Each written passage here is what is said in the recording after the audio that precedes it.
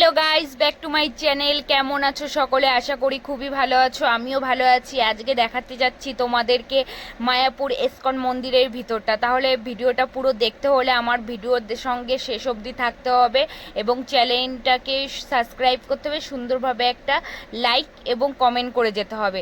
তা দেখো, আমরা এখন সিঁড়ি দিয়ে উঠছি, ভিতরে ঢুকবো। এবার পুরোটাই আমাদের সঙ্গে এক ভক্ত আছে, সে ঘুরে ঘুরে পুরোটাই দেখাবে আর কিছু হিন্দিতে কথা বলবে, সেটা তোমাদের সঙ্গে আমি শেয়ার করলাম। সেটাই দেখো তোমরা, পুরো ভিতরটা কীভাবে বানিয়েছে, সবই এই ভক্ত তোমাদের সামনে বলবে। বাবা, हरे कृष्णा। यहाँ पर रुकी नरसिंह भगवान जी का सिंहासन दर्शन कीजिए। बोलिए जय सर्व विघ्न विनाशकारी नृसिंहदेव भगवान की, नृसिंहदेव की जय। भक्तराज प्रहलाद महाराज की, मायापुर नवद्वीप धाम की जय। जगत गुरु श्रील प्रभुपाद की, निताई गौर प्रेमानंदी। हरि हरि बोल। यही है नरसिंह भगवान जी का सिंहासन। पुराना मंदिर से ठाकुर जी नया मंदिर में शिफ्ट हो जाएंगे। कोशिश कर रहे हैं 2026 साल क्रिएशन बनेगा।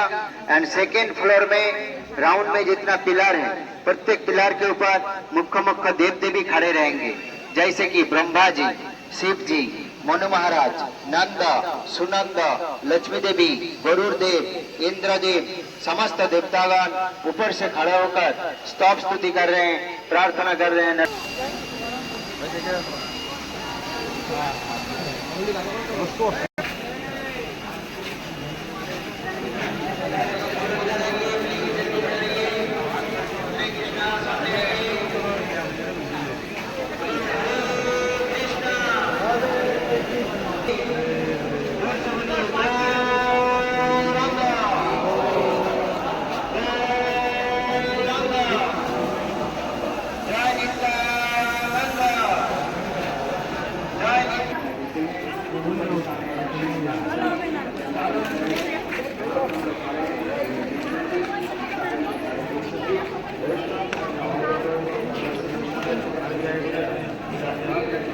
ইসকন মন্দিরের ভিতরে এখনও পুরোপুরিভাবে কমপ্লিট হয়নি, অর্ধেক কাজেরও অর্ধেকও হয়নি, কিন্তু তাই এত সুন্দর। আর যদি কমপ্লিট হয়ে যায় তাহলে দেখতে কীরকম হবে।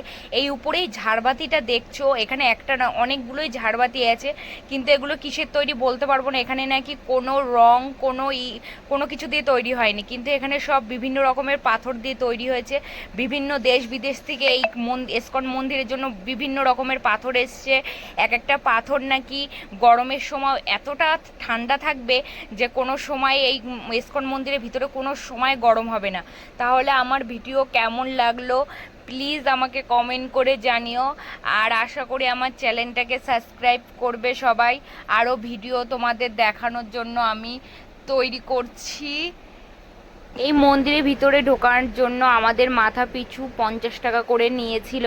আর যেহেতু এটা লাগে না, কিন্তু আমরা এটা মন্দিরের উদ্দেশ্যে দান করলাম, তাই 50 টাকা করে মাথা পিছু করে দিয়ে আমরা এই মন্দিরের ভিতরে ঢুকেছি। কিন্তু কমপ্লিট হলে পরে সবাই একবার এসে ইসকন মন্দির দর্শন করে